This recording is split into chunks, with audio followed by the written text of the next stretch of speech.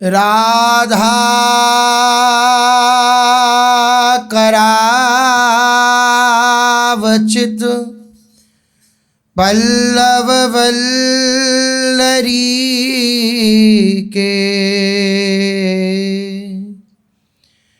Radha पदांक Wilson मधुर स्थली के राधा यशो मुखरमत खगावली के राधा विहार विपिने रमता मनो में प्रेमानंदोत्पुलकितगात्रौ विद्युद्धाराधर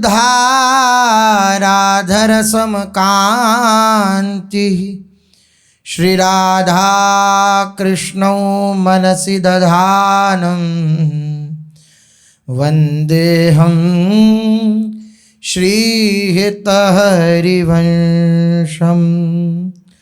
वन्देऽहं श्रीहितहरिवंशम्।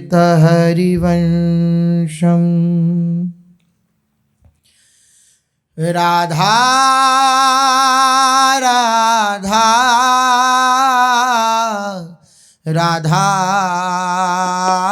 राधा राधा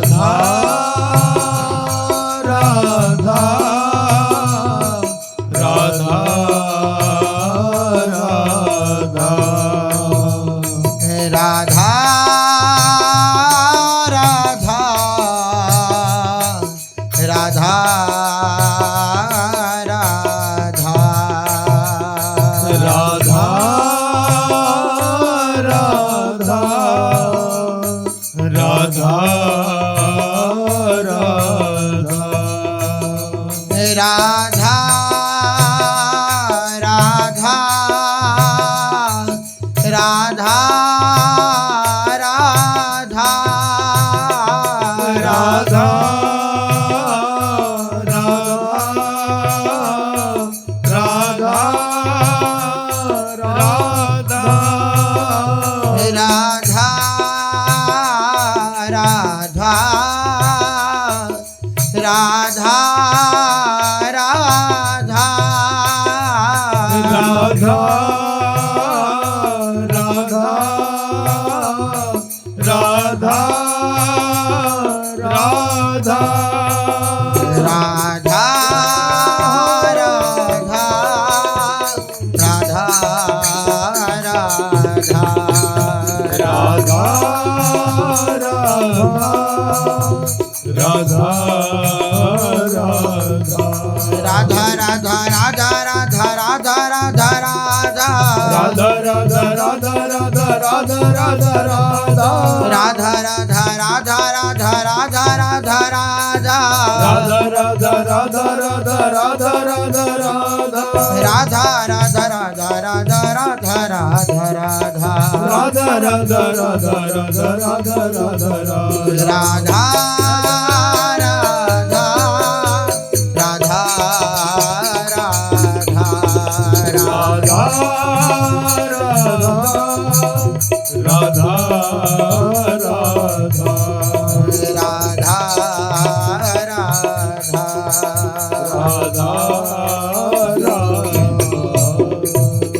श्री राधा वल्लभ लाल की, महाप्रभु श्री हरिवंश चंद्रजू महाराज की, श्री सद्गुरुदेव भगवान की जय।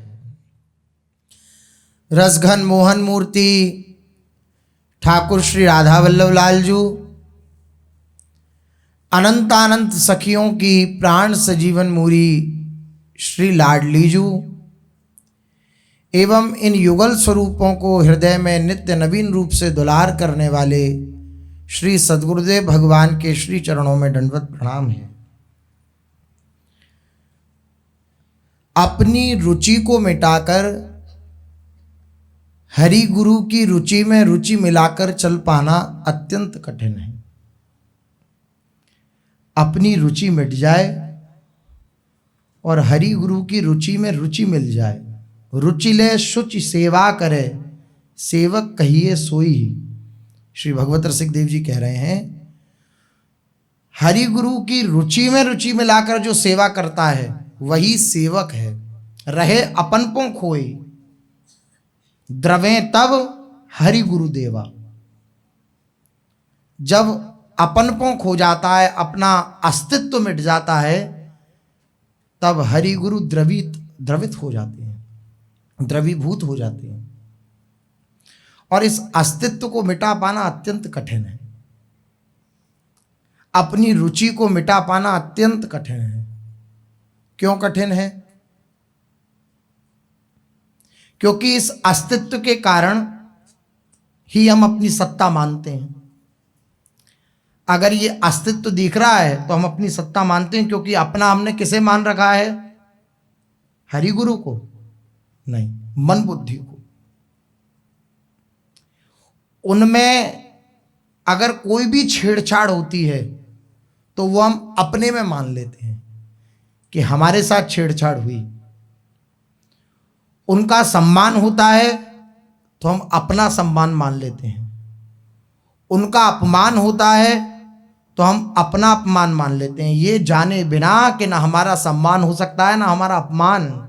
हम इन सब से बिल्कुल विलग हैं। यही अस्तित्व के कारण ये जो बीच बीच में उठता रहता है, इसी के कारण हम अपनी सत्ता मानते हैं। यही है जो कुछ है।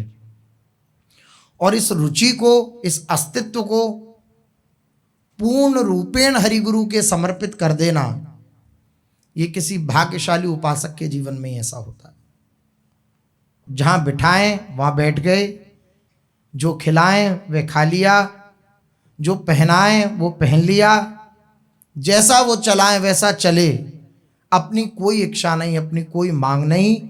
ऐसा चल पाना बहुत कठिन होता है, क्योंकि बार बार मन यही पेशी करता रहता है कि संसार में सुख है, संसार में आनंद है। ये जो आशा की पास है वो नहीं टूटती है। ये बिना हरि गुरु कृपा के नहीं टूटती। और हरि गुरु की कृपा कब होती है? जब उनकी आज्ञा के अनुसार चला जाए। कृपा कृपा सब ही कहें, कृपा पात्र नहीं कोई। कृपा पात्र सो जानिए, जो आज्ञावर्ती होए। कृपा कृपा सब कोई कहें, कृपा पात्र नहीं कोई। सबको कृपा की प्राप्ति करनी है, लेकिन कृपा का पात्र, कृपा को धारण करने की क्षमता किसी में नहीं दिखती। कृपा को धारण करने की, अनुभव करने की क्षमता किसमें है? जो आज्ञावर्ती है, गुरुदेव की आज्ञा का पालन करता है। इसका मतलब कृपा नहीं है क्या? नहीं, कृपा है, लेकिन कृपा का अनुभव और कृपा होना ये विलग बात है। हम पर खूब कृपा है श्री जी की, सब पर है। बराबर सबसे प्रेम करते हैं प्रभु चराचर जगत से। ममई वांशो जीव लोके जीव भूत सनातन। भगवान का अंश है समस्त जीव चराचर, सबसे प्रेम करते हैं प्रभु। लेकिन उस प्रेम का अनुभव कैसे होता है? उस कृपा का अनुभव कैसे होता है? जो आज्ञावर्ती होता है, जो आज्ञा का पालन करता है। या नहीं हो पा रही है आज्ञा का पालन, तो पूर्ण रूपेण समर्पित है। मैं आपका हूं कि अगर हमसे किसी भी प्रकार की गलती हो जाती है तो हम हृदय में ये बात जरूर धारण कर लें कि हमारे जीवन में इनके सिवा, इनके चरणारविंद के सिवा और कोई ठौर नहीं है, कोई और नहीं है। लेकिन जब तक मन का स्वामित्व रहता है अपने चित्त में, अपने ऊपर मन का स्वामित्व रहता है, मन ही हमारा स्वामी बनता है, तब तक वो हमें अनेक ठौर दिखा देता है, अनेक प्रकार के संकल्प विकल्प वो आपके सामने लाके खड़ा कर देगा। लेकिन इसलिए महापुरुषों के द्वारा जो कथन होता है ना कि पीछे का अगर कदम हटा तो फिर एक कदम भी पीछे नहीं रहना चाहिए। हटा तो हट गया, संसार से हटे एक बार तो कोई भी अपना कहलाने वाला नहीं होना चाहिए। अगर हुआ तो मन वहीं ले जाएगा, वहीं खड़ा कर देगा, वो आपको अनन्य शरणागत नहीं होने देगा। वो आपको जो आपने आश्रय ले रखा है अपने चित्त में वहीं बार बार दौड़ाएगा। कहीं ना कहीं हमने किसी और को अपना मान रखा है, अन्यथा हृदय विकल हो जाएगा,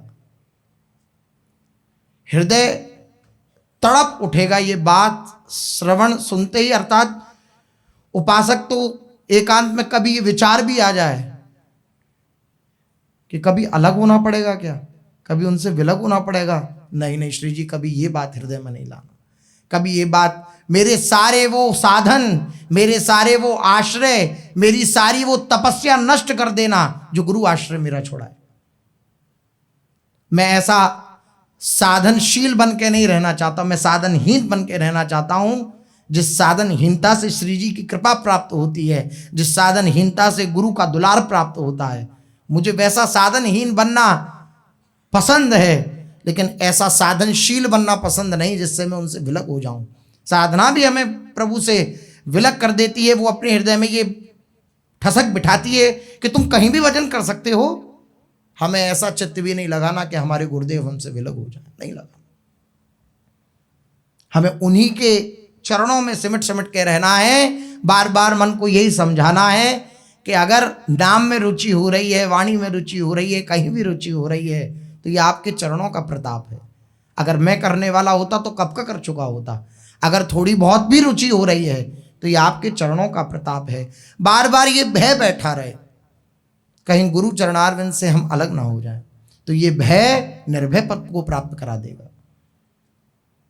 हमसे गलती हो, हम बार बार श्री जी से प्रार्थना करें, बार बार श्री जी से, ये गलती हो रही है, आप संभालना, आप संभालना, आप देख रही हो, आप संभालना। तो वो संभाल लेंगी, सच में संभाल लेंगी। कहीं भी कुछ भी नहीं होगा, वो सब संभालते हो। और आप जब उस समय चिंतन में नहीं आएगी ये बात कि श्री जी ने संभाल लिया, जब भविष्य में कभी आपके चिंतन में ये बात आएगी कि अरे मैं तो इधर फंसा हुआ था, मैं तो पूरी तरह फंस जाता, भ्रष्ट हो जाता, नष्ट हो जाता, गुरु चरणाश्रय छूट जाता, लेकिन श्री जी ने मुझे कैसे बचा लिया, तो आप आनंदित हो उठोगे कि कैसे बचाया उन्होंने। इसलिए पूर्ण रूपेण अपनी रुचि का समर्पण हरिगुरु के चरणारविंद में कर दें। जहां समर्पित ना हो पाए तो ये बात भी समर्पित कर दें कि मेरे से ये चीज समर्पित नहीं हो पा रही आपके, ये बात भी मैं आपको समर्पित करता हूं। आपको जब रुचे, जब जैसा ठीक लगे वैसा कर लीजिएगा। आपका विधान परम मंगलमय है, आप जैसा करेंगे वैसा मैं अपना जीवन जीऊं। मीरा जी कह रही हैं, जो पहिरावे सोई पहिरूं, जो दे सोई खाऊं, मेरी उनकी प्रीत पुरानी, उन बिन पल ना रहा हूँ। जहाँ बिठावे तित ही बैठूं, बेचे तो बिक जाऊं। मीरा के प्रभु गिरधर नागर, बार बार बलि जाऊं। मैं गिरधर के घर जाऊं। कैसा प्रेम हो अपने इष्ट के प्रति, कैसा समर्पण हो अपने गुरुदेव के प्रति।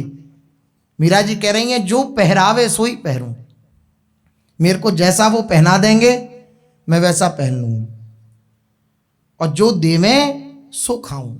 जो दे देंगे वह मैं प्रसन्नता से पालूंगा उनका प्रसाद समझकर, क्योंकि मेरी और उनकी प्रीति पुरानी है।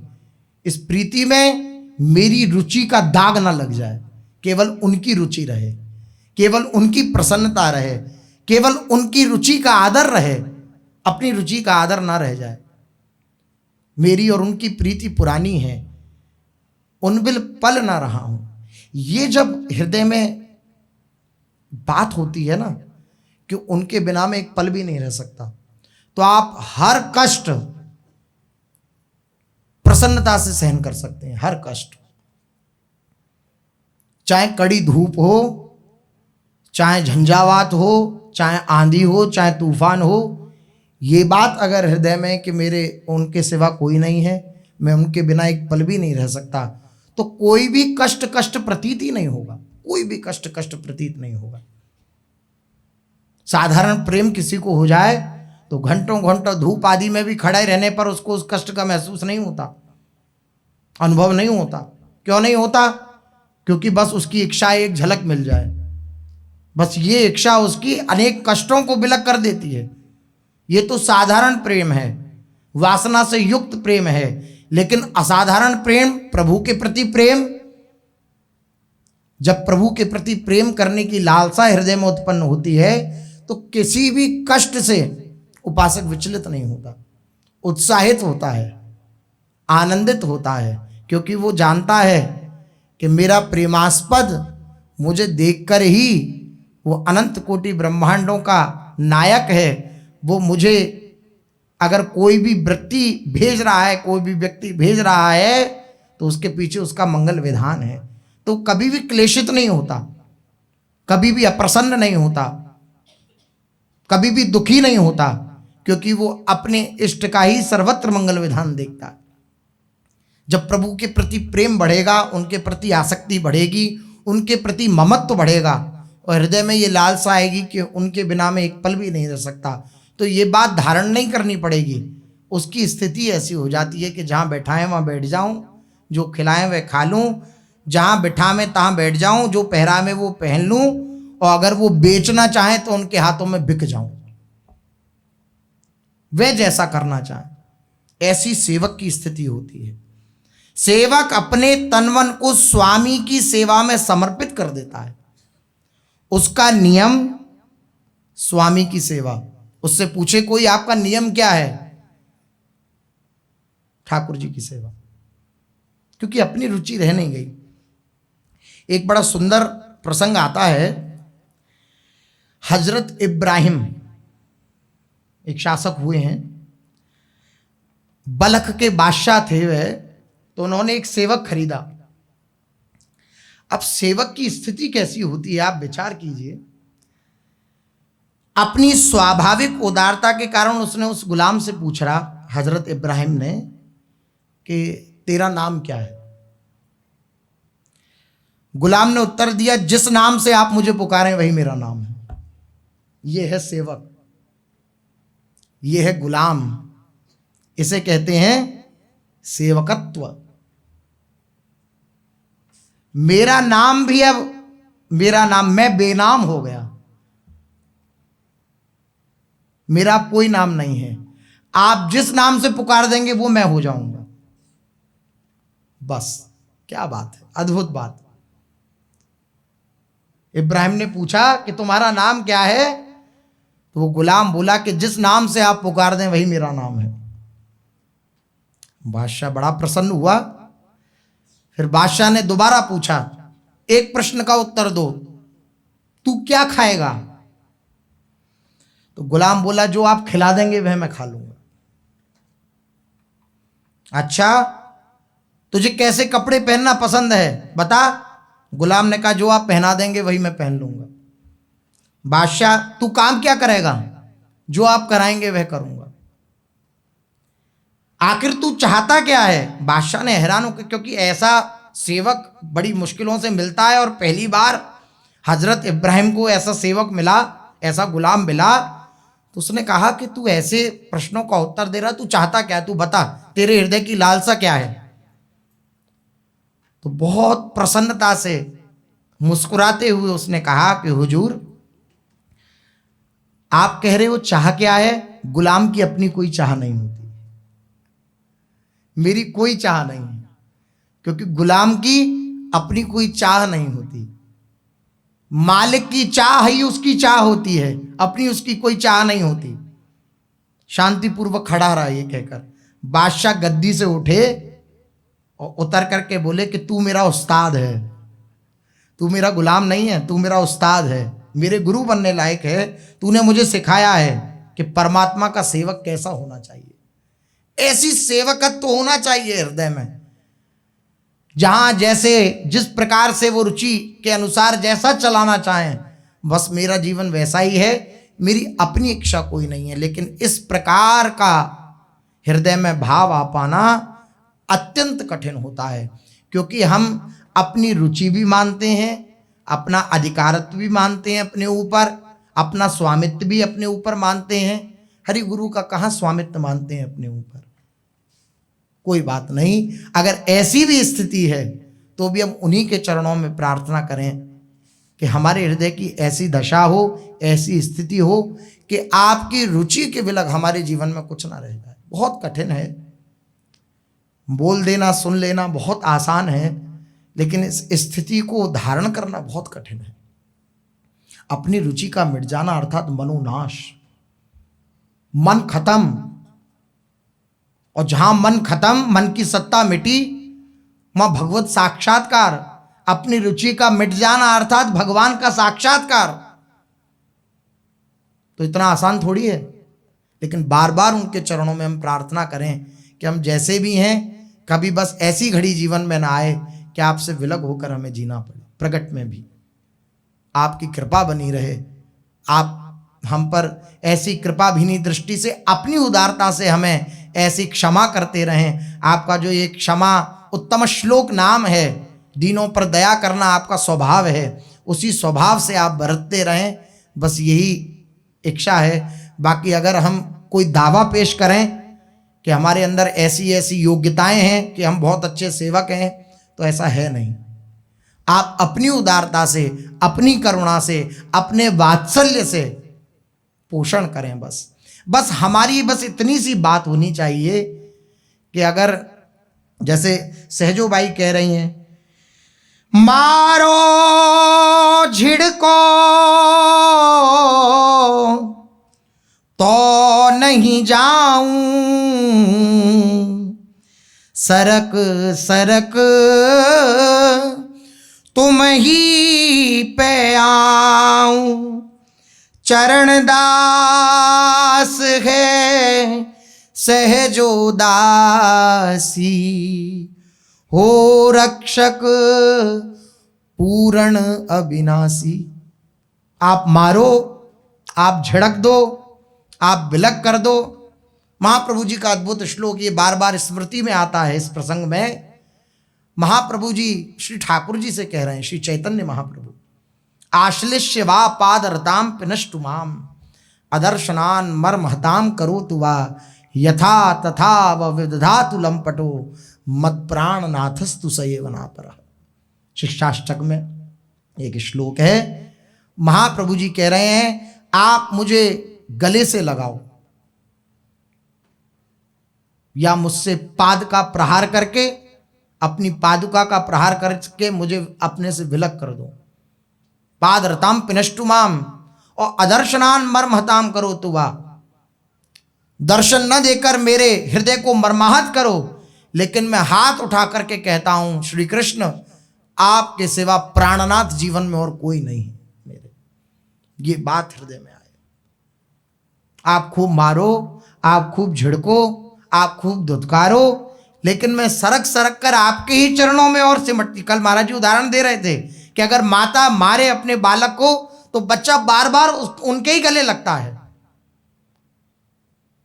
अगर मां मारे तो बच्चा बार बार, छोटा सा जो मार रही है मां उसी के गले से लिपटता है बार बार रोता हुआ, तो मां पिघल जाती है। वात्सल्य समुद्र है, वो उसके सुधार के लिए उसके ऊपर प्रहार का नाटक कर रही है, वरना उसके हृदय में अत्यंत वात्सल्य है आपके सुधार के लिए। हमारी बस इतनी सी बात रहे कि हम बार बार उनके चरणों में ही निवेदन करते रहें कि नाथ जैसा भी हूं अब आपका हूं, मेरा परित्याग मत करिए। यद्यपि उनके स्वभाव में नहीं है, लेकिन हम अपनी अन्य चाह के कारण ऐसा अनुभव कर बैठते हैं कि उन्होंने हमारा त्याग कर दिया, क्योंकि अन्य चाहें हमारे हृदय में, उन सब चाहों को नष्ट करके बस एक चाह जीवन में रह जाए, मैं कैसी भी स्थिति में रहूं, चाहे आंतरिक चाहे बाह्य, लेकिन मैं हरि गुरु के चरणों को नहीं छोड़ूंगा, हरि गुरु के चरणों को नहीं छोड़ूंगा। इस बात को हृदय में धारण करना ही यही जीवन का लाभ है। चलते हैं देववन में, अद्भुत सुख बरस रहा है। निज मंत्र श्री जी ने श्री महाप्रभु जी को दिया, और उस निज मंत्र के प्रभाव से, यद्यपि प्रेम समुद्र प्रेम स्वरूप हैं श्री महाप्रभु जी, श्री हरिवंश चंद्रजू, लेकिन जगत जीवों को दिखाने के लिए कि ये क्या है निज मंत्र का दिव्य प्रभाव, उस प्रभाव से प्रभावित रहते हैं महाप्रभु।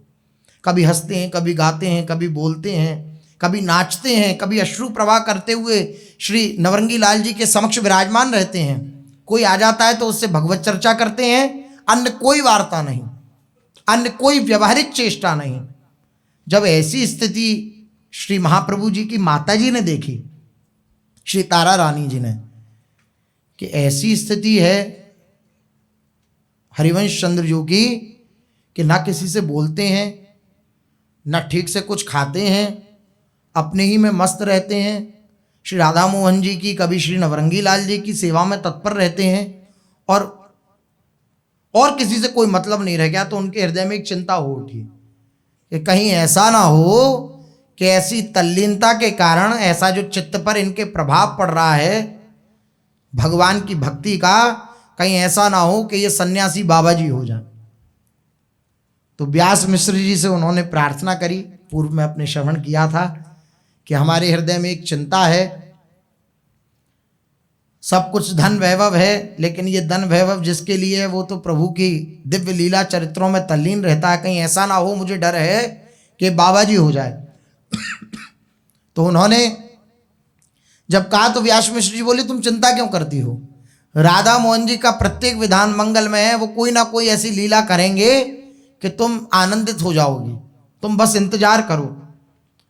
तारा रानी जी बोली, ठीक है आप कहते हो तो, लेकिन हमारे हृदय में तो पीड़ा है। जब हम उसकी स्थिति देखते हैं तो हमें भय रहता है, हमें डर रहता है कि कभी हम ये सब हाथी घोड़ा पाल की सब इकट्ठे किए हैं, इतनी बड़े महल हैं, राजोचित ठाट थे श्री महाप्रभु जी के घर में, व्यास मिश्र जी बादशाह के जो है निजी थे। तो तुरंत श्री व्यास मिश्र जी बोले, तुम चिंता मत करो, परम मंगलमय विधान होगा राधा मोहन जी का, और जाकर के अपने निजी कक्ष में बैठ गए विद्वानों के संग भगवत चर्चा के लिए। अब पड़ोस में ही एक गांव है, पास में ही, उस गांव के एक ब्राह्मण हैं, उनकी एक पुत्री है श्री रुक्मणी जी। तो उनके हृदय में ये बात रहती है, कोई अच्छा सा वर मिल जाए, कोई अच्छा सा इसके लायक लड़का मिल जाए जिससे मैं इसका विवाह कर दूं, और मेरे हृदय से, क्योंकि माता है नहीं रुक्मणी जी की, और वंशीजू की मोहिनी शक्ति जो है उसकी अवतार हैं श्री रुक्मणी जी, तो उनके हृदय में है कि ऐसा कोई वर मिल जाए उनके पिता के हृदय में, तो इनकी बात बने। तो अपने मित्र जो देववन में ही रहते हैं उनके पास मिलने के लिए वह ब्राह्मण गए।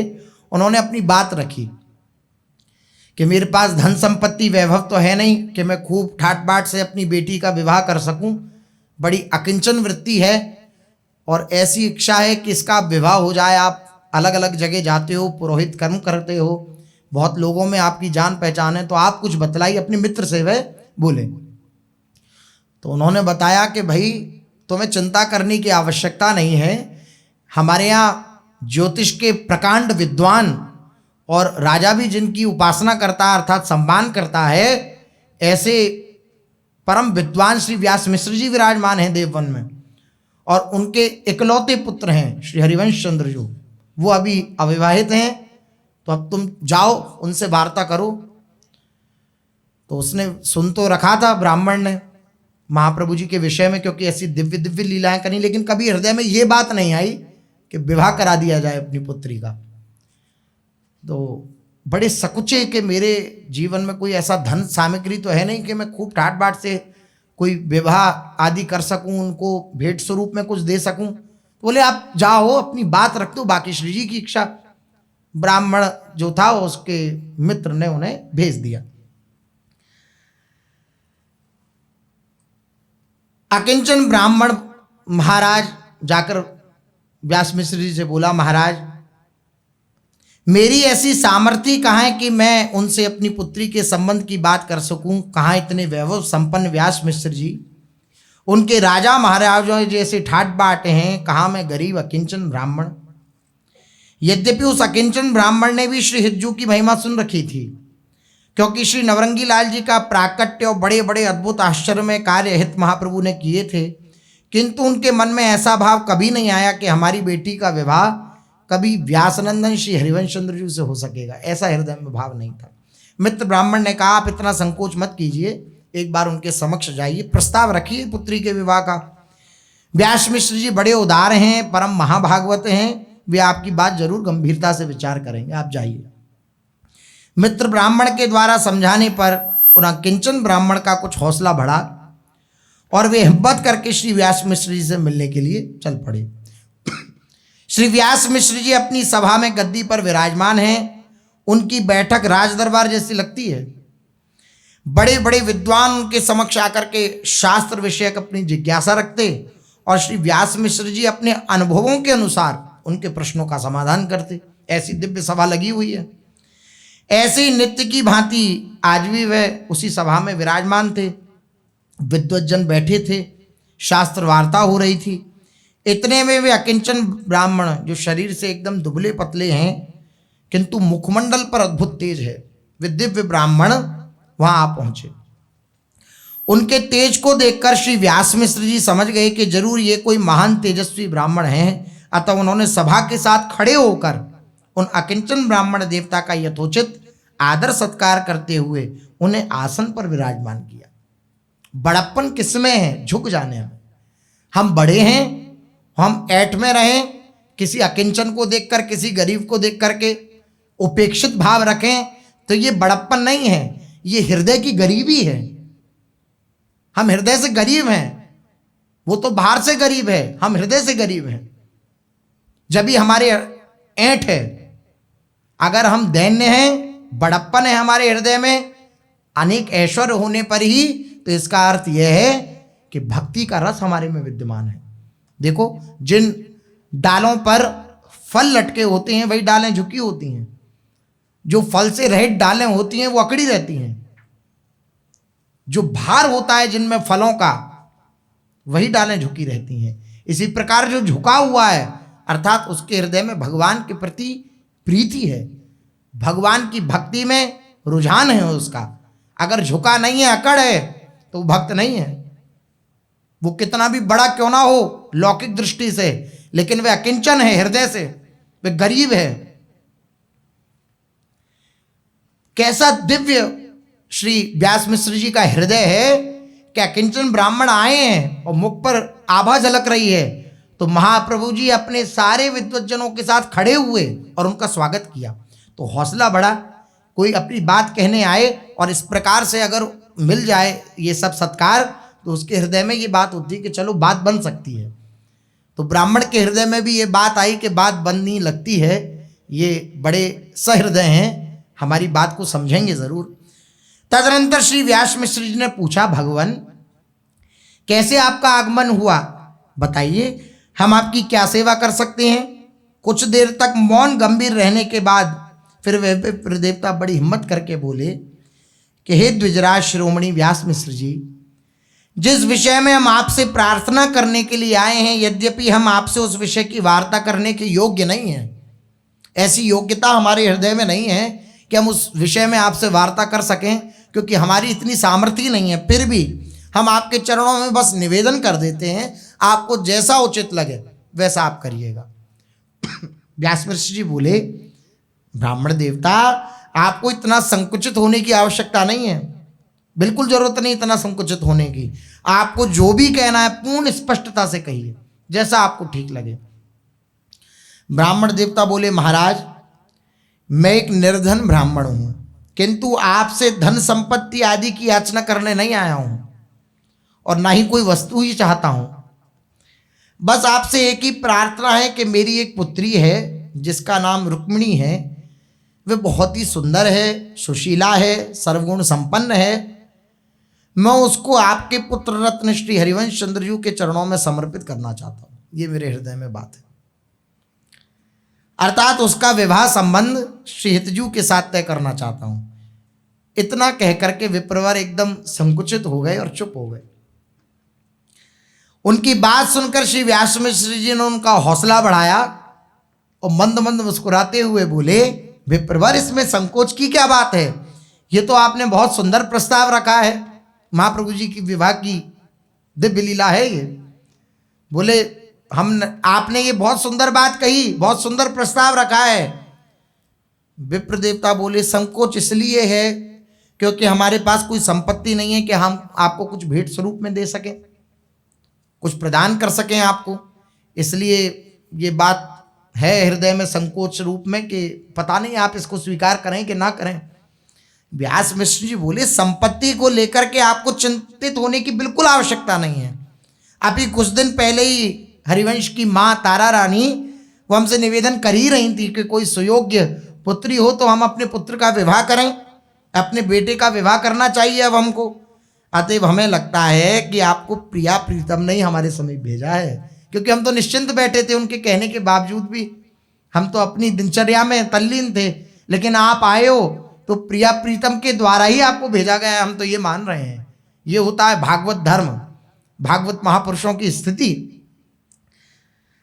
आपको इस बात को लेकर बिल्कुल चिंतित नहीं होना चाहिए, चिंता नहीं करनी चाहिए कि आप निर्धन हैं। प्रभु की कृपा से हमारे यहाँ किसी भी ऐश्वर्य वैभव की कोई कमी नहीं है। बस तारा रानी आपकी बेटी को देख लें और उन्हें वे पसंद आ जाएं। यदि आपकी कन्या हरिवंश के योग्य होंगी तो हमें आपसे और कुछ नहीं चाहिए। बस प्रसन्न हो गया ब्राह्मण।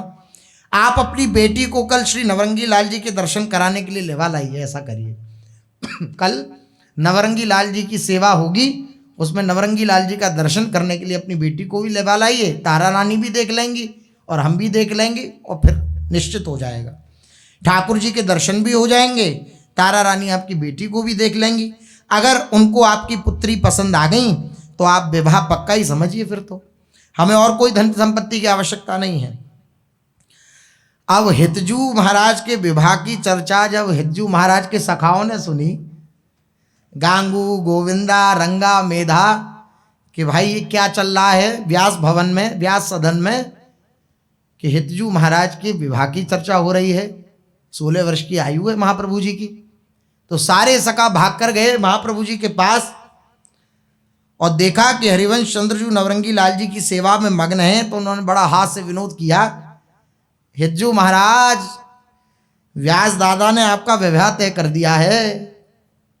अपनी सखा भाषा में उन्होंने कहा हितजू से, नवरंगी लाल जी की सेवा में आप तत्पर हैं, व्यास दादा ने आपका विवाह तय कर दिया। इतनी बात सुनी तो महाप्रभु मुख मोड़ करके और मुस्कुरा दी।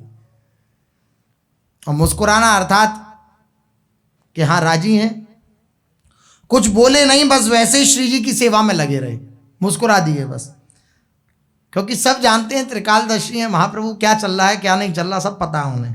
सखागण बोले आप कुछ बोलो या ना बोलो, अब तो विवाह पक्का हो गया, अब तो खूब लड्डू खाने को मिलेंगे विवाह के। इतना कहकर के वे सब श्री व्यास जी के समक्ष आए और बड़ी प्रसन्नता में भरकर कहने लगे कि हमने हितजू को बता दिया, आप विवाह पक्का कर रहे हो उनका।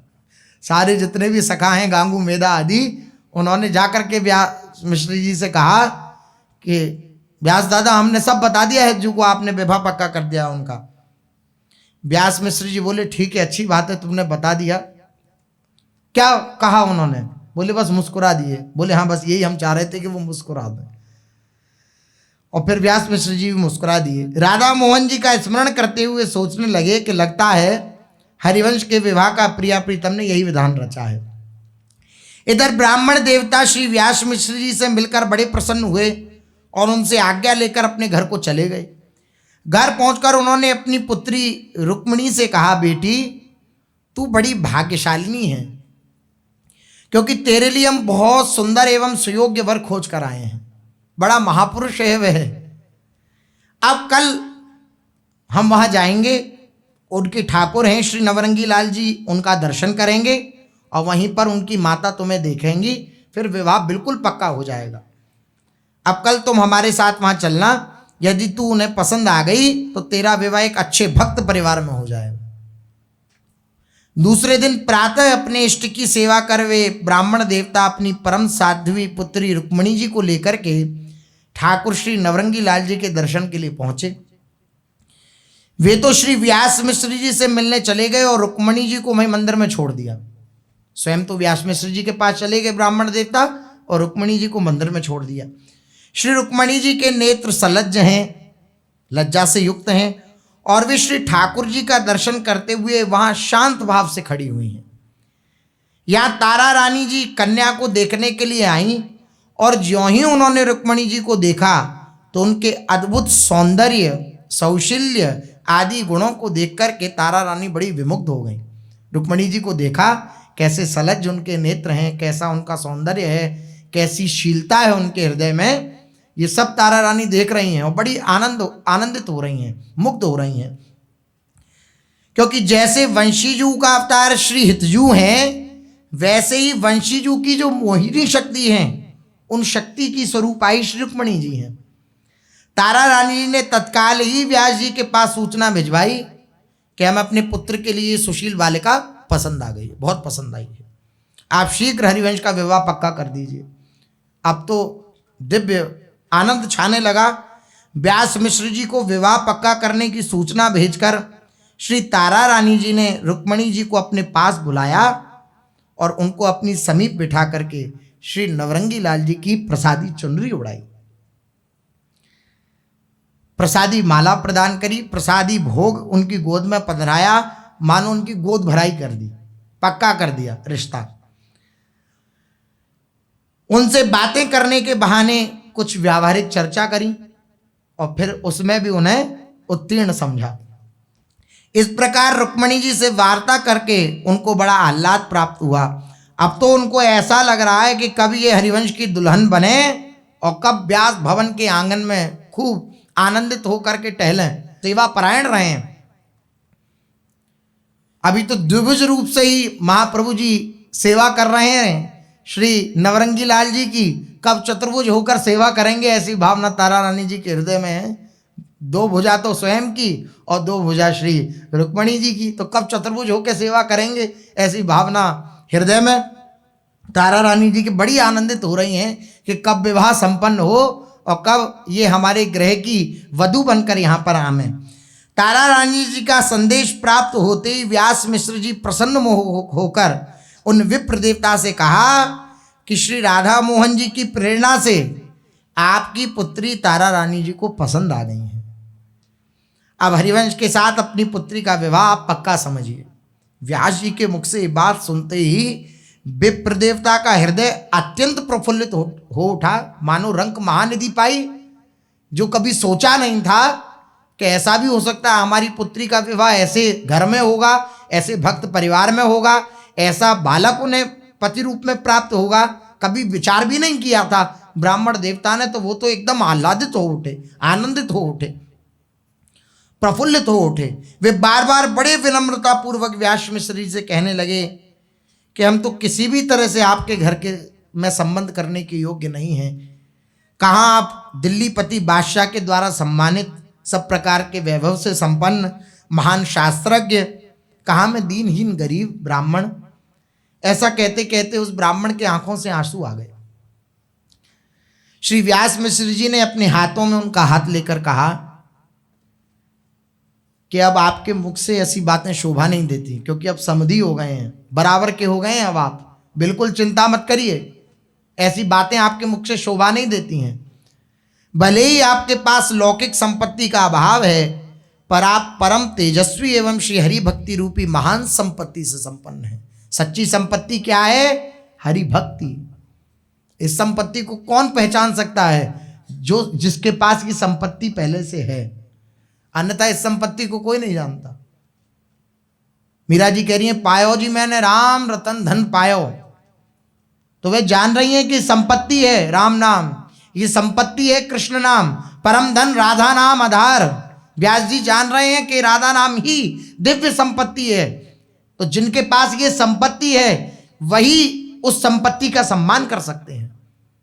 संसार के पास जो संपत्ति जो उन्होंने अपनी मान्यता में बिठा रखी है वे उसका सम्मान करते हैं, लेकिन जिनके पास ये भागवतिक संपत्ति है वही भागवतिक संपत्ति का भी सम्मान करते हैं। व्यास मिश्र जी बोले आपको चिंता करने की आवश्यकता नहीं है, भले ही लौकिक धन आपके पास नहीं है, लेकिन जो परम धन है, श्री हरि की भक्ति रूपी धन है, वो आपके हृदय में विराजमान है।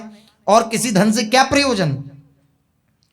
आप ऐसा बोल करके हमें संकोच में मत डालिए बार बार कि आप अकिंचन हैं या गरीब हैं, ऐसी बात बार बार मत बोलिए। हमने तो हरिवंश के विवाह संबंध की सारी जिम्मेदारी राधा मोहन जी पर छोड़ दी थी, तो राधा मोहन जी ने ही आपको भेजा है, आप राधा मोहन जी के द्वारा भेजे हुए हो, तो अब ऐसी वार्ता ना करें। यह जो संबंध तय हुआ है ये युगल सरकार की इच्छा से हुआ है। आप श्री प्रिया प्रीतम के बड़े कृपा पात्र हैं, बार बार सांत्वना दे रहे हैं। देखो ऐसा उदार हृदय व्यास मिश्र जी का। श्री व्यास मिश्र जी ने उनसे कहा आप किसी प्रकार की चिंता मत कीजिए, प्रभु कृपा से हम स्वयं अर्थ संबंधी दोनों तरफ की सारी व्यवस्था देख लेंगे, आप चिंता मत करिए। इधर के विवाह का सारा खर्च और आपके पक्ष का भी हम सारा खर्चा हम देख लेंगे, आप चिंता मत करिए किसी भी प्रकार की। जब ये बात सुनी तो ब्राह्मण देवता बोला कि व्यास जी ऐसा मत कहिए, हम आपसे किसी प्रकार का धन आदि का कोई सहयोग नहीं लेंगे, क्योंकि ये हमारे सिद्धांत में नहीं है। तो ये तुरंत घबरा गए ब्राह्मण देवता। उन्होंने कहा महाराज ऐसा मत कहिए, हम आपसे अपनी बेटी का संबंध कर रहे हैं, विवाह संबंध तय हुआ है, वहां से कुछ सहयोग लेना उचित नहीं है, हम नहीं ले सकते कोई भी सहयोग। आप तो अपनी तैयारी कीजिए और हमारी तैयारी तो श्री ठाकुर जी करेंगे। लो इसे कहते हैं भक्त हृदय। व्यास मिश्र जी ने उनके हृदय में सांत्वना दी कि हमने तो राधा मोहन जी पर सब छोड़ दिया था, उन्होंने ये सब बाना बनाया है। तो इधर अकिंचन जो ब्राह्मण थे उन्होंने भी कहा कि हमने भी सब ठाकुर जी के ऊपर छोड़ दिया है, जैसा उन्हें उचित लगेगा वैसा वो कर देंगे, आप चिंता मत करिए, व्यवस्था कर देंगे वे सब। विप्र देवता के मुख से भगवत विश्वास से भरी बातें सुनकर व्यास मिश्र जी बड़े आनंदित हुए। आपसे मिलकर वे अकिंचन ब्राह्मण देवता अपनी पुत्री को लेकर के अपने घर चले गए। कुछ दिनों बाद विवाह का शुभ मुहूर्त देखकर श्री हरिवंश चंद्र जी एवं श्री रुक्मणी जी के विवाह की शुभ तिथि सुनिश्चित की गई। देववन में एक बहुत धन संपन्न सूबेदार था, देववन का ही था।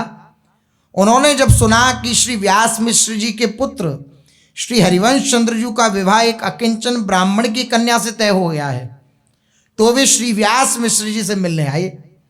श्री व्यास जी ने उनसे कहा भले आप आ गए, वैसे भी हम हरिवंश के विवाह का निमंत्रण आपके पास भिजवाने वाले थे। सूबेदार से व्यास मिश्र जी ने कहा, तो सूबेदार ने कहा कि मैं यही समाचार सुन के तो आपके पास आया हूं कि आपके पुत्र का विवाह तय हो गया है, आप हमारे पूज्य हैं, अतः मेरी इच्छा है कि आप खूब उत्साहपूर्वक बारात लेकर आएं और उन अकिंचन ब्राह्मण की ओर से आपके स्वागत की सारी जिम्मेदारी, सारी व्यवस्था हमारी।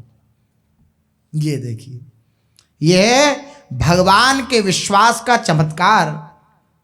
लोग कहते हैं आप तो बाबा जी हो, आपका तो भगवान, हमारा कहां देख लेंगे। नहीं नहीं, एक बार उनके ऊपर छोड़कर निश्चिंत होकर देखिए, निश्चिंत होकर, तो वो ऐसे संभालेंगे चमत्कार ढंग से, आपको लगेगा कि ये तो कभी हो ही नहीं सकते था, वैसा हो जाएगा। जितने शरणागत जन हैं वे अपने जीवन को देखें अगर, कि हमारा वृंदावन वास कैसे हुआ, किन परिस्थितियों में हुआ, और जो कभी परिस्थिति ऐसी बन ही नहीं सकती थी कि हम वृंदावन वास कर सकें, वृंदावन का आश्रय ग्रहण कर सकें, उनसे बिल्कुल विपरीत स्थिति के द्वारा श्री जी ने वृंदावन का वास कराया। कभी था सोच में ऐसा? कभी नहीं था।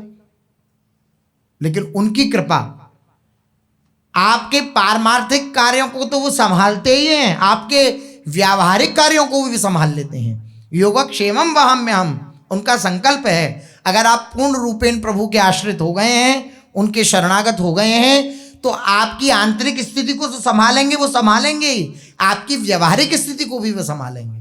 पूर्ण रूपेण आश्रित हो गए वे ब्राह्मण अकिंचन, तो प्रभु ने सारी व्यवस्था कर दी, सूबेदार को प्रेरणा दी। उन्होंने कोई प्रयास नहीं किया कि हम किसी को जो है, केवल ठाकुर जी को समर्पित हो गए।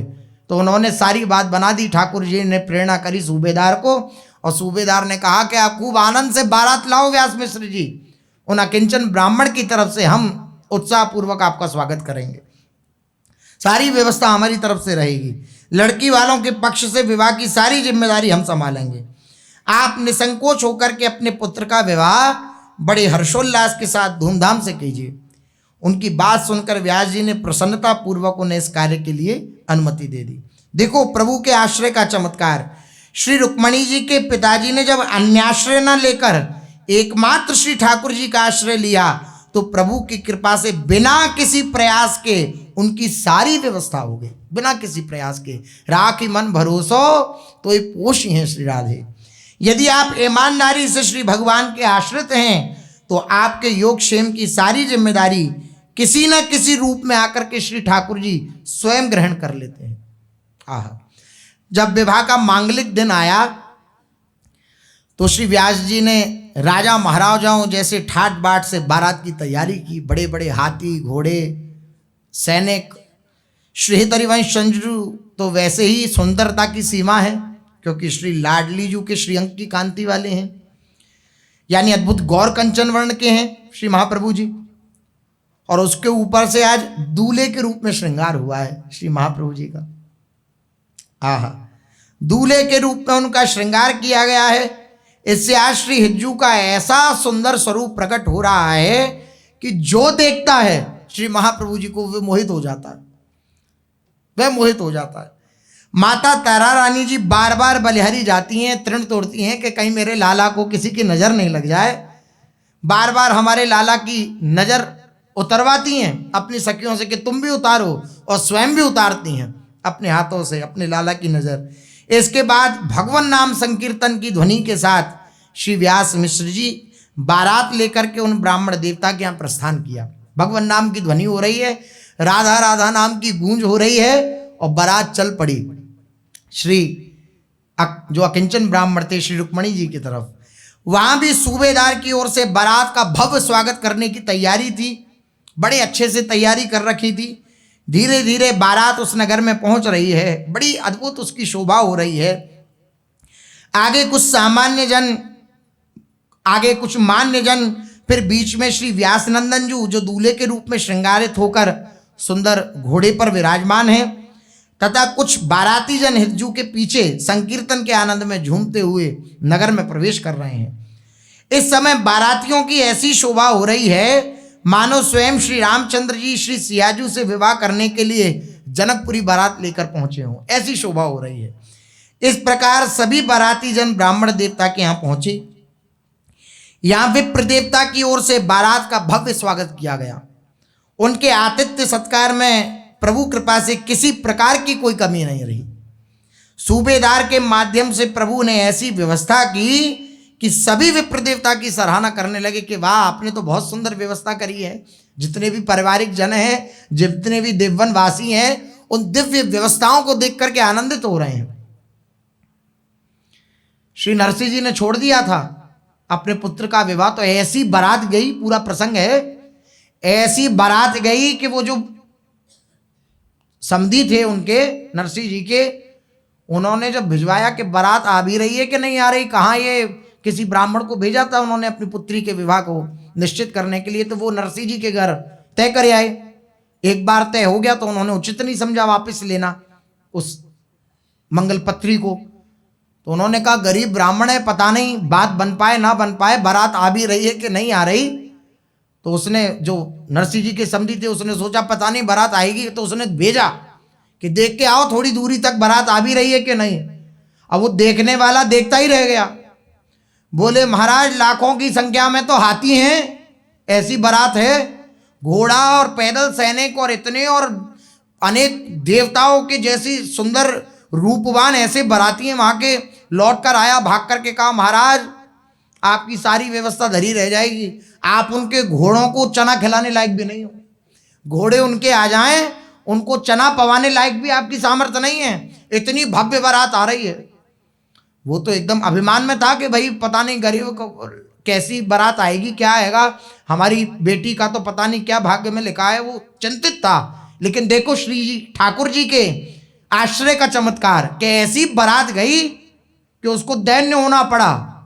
नरसिंह जी ने कहा तुम चिंता मत करो, सामल सेठ साथ में है, ये तुम्हारी व्यवस्था देख लेंगे, हमारी भी देख रहे हैं। आप चिंता मत करो। ऐसी दिव्य बारात, सब आश्चर्यचकित हो रहे हैं देववनवासी कि वाह भाई वाह, ब्राह्मण देवता तुमने बहुत सुंदर व्यवस्था करी है। सब सराहना कर रहे हैं ब्राह्मण देवता की। दूल्हे के रूप में हिज्जू की शोभा ऐसी अद्भुत हो रही है कि उस नगर के सब नर नारी विमुग्ध हो रहे हैं, आनंद मग्न हो रहे हैं महाप्रभु जी का दर्शन करके। इधर रुक्मणी जी का भी बड़ा ही अद्भुत श्रृंगार किया गया है, मोहिनी शक्ति है, वैसे ही उनका गौरवर्ण उस पर दुल्हन रूप श्रृंगारित किया गया। ऐसी शोभा प्रकट हो रही है मानो जनक नंदिनी जानकी आज श्री रामचंद्र जी से विवाह के लिए दुल्हन रूप में सजी हों। साथ में सभी सखियां विवाह के मंगल गीत गा रही हैं। ब्राह्मण देवता व्यासजू के साथ आए हुए सभी परिकरों को आदर सम्मान करके उनके भोजन की सारी व्यवस्था की। तदुपरांत व्यासनंदन श्री हरिवंश महाप्रभु से विवाह की कुछ रीति करवाकर श्री रुक्मणी जी को उनके समीप मंडप में बिठाया। बड़े बड़े विद्वानों के द्वारा वैदिक मंत्रोच्चार हो रहा है, बहुत से विद्वान हैं, मंत्रोच्चार हो रहा है, चारों तरफ मंत्रों की गूंज हो रही है। संपूर्ण शास्त्रीय विधि विधान के साथ विवाह की संपूर्ण रीति पूर्ण करवाई तथा श्री हिज्जू के हाथ में सदा के लिए अपनी पुत्री श्री रुक्मणी जी को सौंप दिया। ब्राह्मण देवता कृतार्थ हो गए। इस प्रकार हितजू के साथ श्री रुक्मणी जी का मंगल विवाह संपन्न हुआ। आज इन दुल्हन श्री रुक्मणी जी एवं दूल्हा श्री हरिवंश चंद्र जी के समक्ष त्रिभुवन की शोभा भी फीकी सी लग रही है, ऐसी शोभा हो रही है दूल्हा दुल्हन की। भक्ति ज्ञान धन पाए रुक्मिणी सुकृत पुंज है, जिन करी प्रापति ललित भाव लीला निकुंज है। श्री रुक्मणी जी को अपने पूर्व सुकृत पुंजों के फलस्वरूप प्रियतम श्री हित हरिवंश चंद्रजू के रूप में भक्ति और ज्ञान रूपी संपत्ति प्राप्त हुई है, जिनकी कृपा से निकुंज लीला रस की प्राप्ति कराने वाली सहचरी भाव प्राप्त होता है। ऐसे श्री हित महाप्रभु उन्हें प्राण प्रीतम के रूप में प्राप्त हुए हैं, पति के रूप में प्राप्त हुए हैं। इनके सौभाग्य की सराहना क्या की जाए, जितनी की जाए उतनी कम है। सभी विवाह की रीति संपन्न करने के बाद श्री हित महाप्रभु अपनी अर्धांगिनी श्री रुक्मणी जी के साथ जब देववन पधारे तो माता तारा रानी अत्यंत आनंदित हैं, कोई आनंद की उनकी सीमा नहीं है। उसी आनंद में नव विवाहिता पुत्र वधू के गृह में प्रथम प्रवेश करने की सारी विधियां नगरवासी युवतियों के साथ मिलकर के तारा रानी जी ने करी, खूब धूमधाम से मनाई। बहुत से भक्तजन एवं सगे संबंधी जन जो विवाह में सम्मिलित हुए थे, सभी ने श्री हित महाप्रभु जी को विवाह की बधाई देते हुए खूब लाड़ दुलार किया। इस प्रकार श्री हिज्जू महाराज का पाणिग्रहण संस्कार संपन्न हुआ। लाडले हरिवंश को वधू के साथ देखकर सपरिवार श्री व्यास मिश्र जी एवं श्री तारा रानी जी और समस्त देववनवासियों को अपार सुख हुआ। पुत्र वधू सुख निरख्यो व्यास, धन्य कृपा हरि पुजैयास। या ही प्रकार ब्याह सुख भयो, जात नहीं सो सुख मुख कयो। इस प्रकार से श्री व्यास मिश्र जी के लाडले श्री हरिवंश चंद्रजू और उन अकिंचन ब्राह्मण की लाडली श्री रुक्मणी जी, इन दोनों का विवाह संपन्न हुआ। सबको अपार सुख की प्राप्ति हुई। देववनवासी आनंद में झूम रहे हैं, मंगल गीतों का गायन हो रहा है। इस प्रकार से श्री हरिवंश चंद्रजू और श्री रुक्मणी जी का विवाह संपन्न हुआ। शेष चर्चा आगे। श्री राधा वल्लभ लाल की जय।